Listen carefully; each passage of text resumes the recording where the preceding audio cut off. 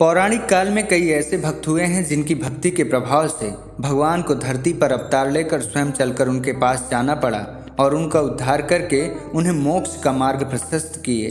ऐसे ही भगवान की एक अनन्य भक्त हैं माता सबरी। पौराणिक कथा के अनुसार यह कथा भगवान श्री राम के जन्म से पूर्व की है, जब भील आदिवासी कबीले के मुखिया अज के घर बेटी पैदा हुई और उनका एक नाम श्रमणा और दूसरा सबरी रखा गया। सबरी की मां इंदुमती उसे खूब प्यार करती। बचपन से ही सबरी पशु पक्षियों की भाषा समझकर उनसे बातें करती और जब सबरी की मां उसे देखती तो कुछ समझ नहीं पाती। कुछ समय बाद एक पंडित ने सबरी के परिवार को बताया कि वो आगे चलकर सन्यासी बन सकती हैं। इस बात का पता चलते ही सबरी के पिता ने उनका रिश्ता तय कर दिया। जैसे ही विवाह का दिन नज़दीक आया, सबरी के घर वालों ने सारी बकरियां और अन्य जानवर घर के पास लाकर बांध दिए। एक दिन सबरी ने अपनी माँ से कहा कि इतने सारे जानवर हमारे घर क्यों लाए गए हैं। माँ ने जवाब दिया कि तुम्हारा विवाह होने वाला है, इसलिए हम लोगों ने बलि के लिए इनका इंतजाम किया है। यह सब सुनकर सबरी दुखी हो गई। काफ़ी देर तक सबरी ने उन जानवरों को आज़ाद करने के बारे में सोचा। तब सबरी ने यह विचार किया कि अगर यह जानवर नहीं होंगे तो इनकी बलि रुक जाएगी, और अगर ऐसा नहीं हुआ तो मेरे घर से कहीं चले जाने पर ही ये बलि रुकेगी।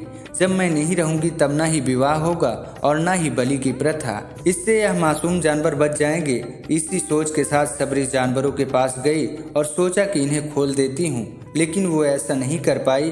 उसके बाद वो जंगल की तरफ भागने लगी। भागते भागते सबरी ऋषि मुख पर्वत पहुँच गई। वहाँ करीब 10,000 ऋषि रहते थे। सबरी को लगा कि वो इसी जंगल में किसी तरह ऋषि मुनियों की सेवा करके अपना जीवन जी लेगी। सबरी रोजाना ऋषि मुनियों की झोपड़ी के आगे झाड़ू लगाती और हवन के लिए लकड़ियां भी ला कर रख देती।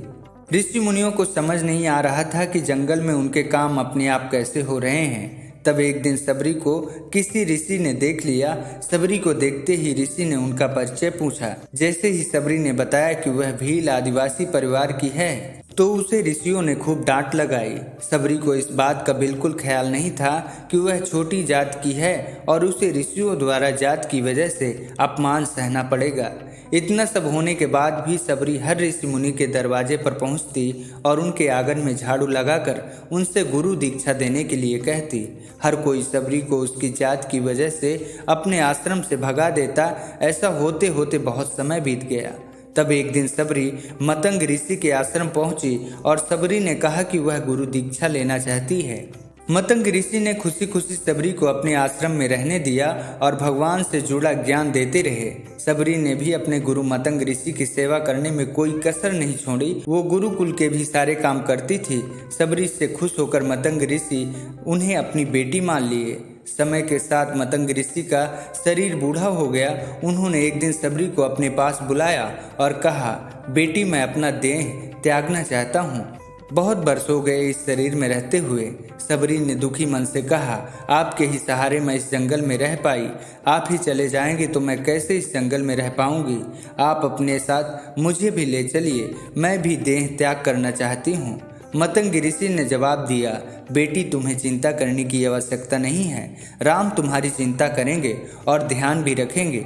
सबरी ने राम का नाम सुनते ही पूछा, वो कौन है और उन्हें मैं किस तरह ढूंढूंगी।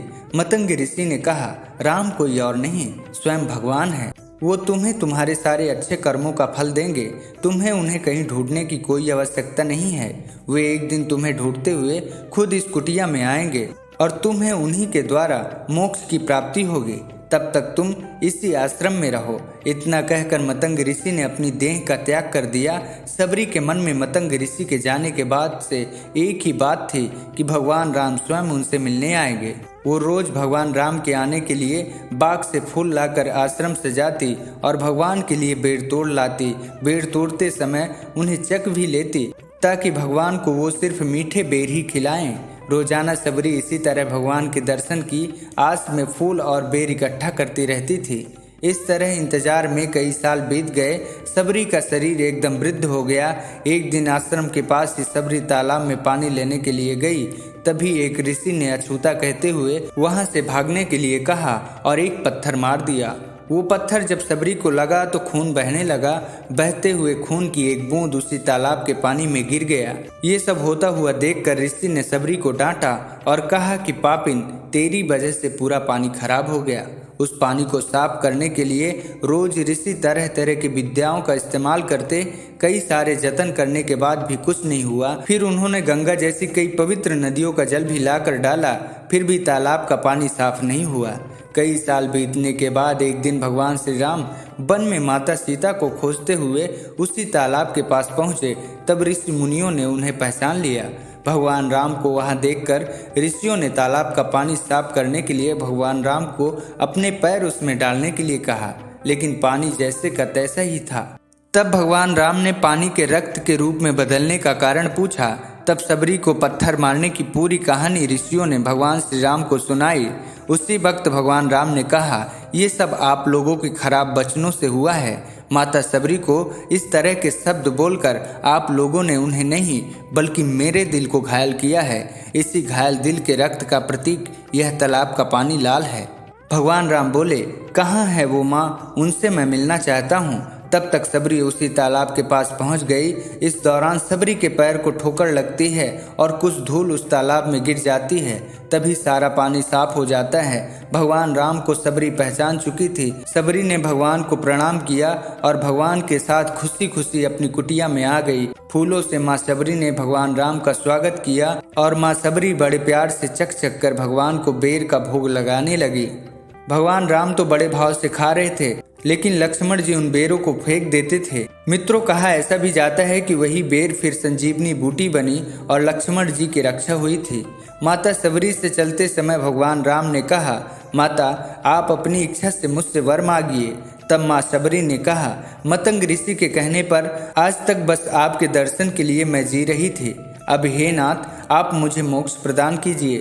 तब भगवान राम ने माता सबरी को मोक्ष प्रदान कर अपने धाम में वास दिए और इस प्रकार माता सबरी को मतंग ऋषि का दिया हुआ वचन भी सच साबित हुआ। तभी से भगवान राम को सबरी का राम कहा जाता है। मित्रों, कहते हैं कि सच्ची श्रद्धा हो तो भगवान के दर्शन जरूर होते हैं। तो ये थी माता सबरी की कथा। मिलते हैं फिर एक पौराणिक कथा के साथ। जय श्री राम।